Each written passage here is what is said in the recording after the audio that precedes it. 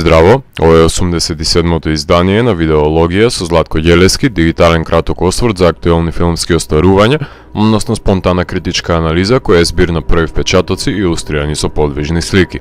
На денешниот репертоар е Everybody Knows на Асгар Фархади, во кој станува збор за Лаура, глумена од Пенелопе Круз, која е шпањолка која живее во Буенос Ајрес и се враќа во родното место во близина на Мадрид, заедно со незините две деца со цел да присуствува на свадбата на незината сестра. Едно исчезнување ќе поводи прашање и испливување на премолчените тајни на површина, тајни кои не дозволуваат да бидат закопани во заборавот. Збирањето на фамилијата за прославата е некаква медитеранска традиција која се практикува и кај нас. Новинските исечоци на исчезнатите деца наговестуваат одреден криминалистички процес кој е во тек во тој регион, што не мора овој чинител секогаш да биде сватен здраво за готово. Првиот чин од филмот е веселбата, вториот е тагувањето и третиот е копање во минатото, на тој начин потенцирајќи ги различните тонови кои преовладуваат во секој од сегментите. Историската предложка говори дека Пако, глумен од Хавиер Бардем, за ефтино ја има купено обработливата земја, а премолчените тајни за потеклото на децата и непрележаната љубов го става филмот во пределот на теленовелите, што е опасен терен за чекорење за еден артхаус режисер, без разлика на актерските велесили кои ги има со себе. Тоа е можеби популистички потек кој се покаже дека е оправдан затоа што ги распродаде проекциите на кои јас присуствував на филмскиот фестивал. Верувам дека голема причина за тоа се сопружниците од реалноста, Бардем и Круз. Тие сосема коректно ги одглумија улогите на таткото кој воден од тврдоглавоста мора да донесе одлука против својата благосостојба и ранливата мајка на која и се оствари кошмарот на секој родител да биде кинапирано детето од незината преградка. Кога се нема пари, секогаш се вперува прстот во другиот, а тука доаѓаат во игра обвинувањата во манир на Агата Кристи и популарните ред херинзи, односно лажните навестувања за потенцијален киднапер, односно кому најмногу му се потребни парите во оваа фамилијарна драма, во која секој на свој начин ги пребродува препреките во животот. Тука ја забележуваме меѓусебната нетолеранција и класна поделеност. Доказите се скриени во кадрите, на проникливиот гледач му преостанува да го евидентира натрапникот пред да го обелодени филмот. Сите посетители на свадбата се потенцијални осомничени, а снимката од свадбата станува доказ сам по себе. Колку што е карикатурален споредниот лик на религиозниот алкохоличар, сопругот на Лаура, толку е приземена Беа, сопругата на Пако, но затоа пак има добра причина зашто е темпераментна ќерката на Лаура. Споделените согледби во епилогот на сведоците со дополнителен доказен материјал ја заклучуваат истрагата. Сите ја знаат тајната во иницијалите и љубовната приказна се иницира на наредните поколенија во камбанаријата.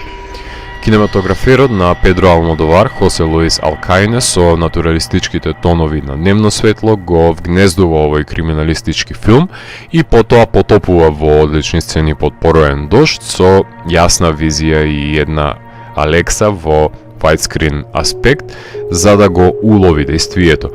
Кога се брка натурализам, тоа значи дека нема да има работа за композиторот Хавиер Лимон да го засили некој од драматуршките дејствија со неговата музика, напротив, неговиот удел останува незабележлив. Режисерот Фархади нема да мора да работи на лозјето, исплатлив му беше овој 8 долгометражен филмски потфат, но дали овие непотребно издолжени 133 минути се доволни филмот да може да се стави во ранг на одличниот A Separation или пак The Pest или The Salesman. Дали гледаме знаци на прекумерна употреба на формулаичноста за проблематичните семејства? Асгар е познат по детално деконструирање на семејствата со фрактура на нивниот меѓусебен однос, но овој филм тој е нагласен кога делото ќе биде стишено, кај што суптилната актерска игра доаѓа во преден план наспроти турбулентниот и раскошен почеток. На кој јазик и да се изразува, неговите стилски решенија ќе бидат присутни.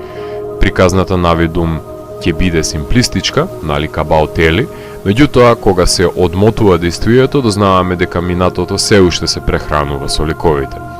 Меѓутоа, иако филмот разработува исчезнување на дете во семејство на распад, е категории понеквалитетен од Лавлес. За пофала е тоа што режисерот ги впрегнува механизмите на криминалистичкиот трилер за да ги прикаже замастените односи во фамилијата, а киднапирањето е само повод да се искажат премолченостите, но не се доволни тие начела да се истакне овој филм, што се проблематични чинители поради кои ја пролонгирав анализата во видеологија, иако го погледнав филмот минатата година. Ќе повлечам една неблагодарна паралела меѓу овој филм на Фархади наспроти претходните и The Favorite на Лантимос и неговите претходни остварувања, како идентични исчекори во филмографијата, направени од финансиски побуди и можност за работа со актери од А категорија, на сметка на радикалноста на нивните визуелни потфати, создавајќи дела кои треба да им угодат на широките народни маси, наместо да им ги променат мислењата, покажувајќи нешто посуштествено, кое ќе даде отпор на нивните закоравени погледи. Успех забележлив во претходните филмови на обајцата. Ова е филм кој го отвори Канскиот фестивал во конкуренција за главната награда, за подоцна да се прикаже на Карлови Вари, Сараево, Буенос Аирес, Бусон, Талин, Чикаго, Палм Спрингс и Торонто. На последните Гоја награди беше номиниран филмот во сите категории, но не освои ниту една. Причинителите за ова издвојување, но не наградување на ова 10-милионска мистерија, верувам дека се должат на невпечатливиот исчекор во филмографијата на Фархади, кој сме погледнале дека е способен за многу повеќе од овој филм.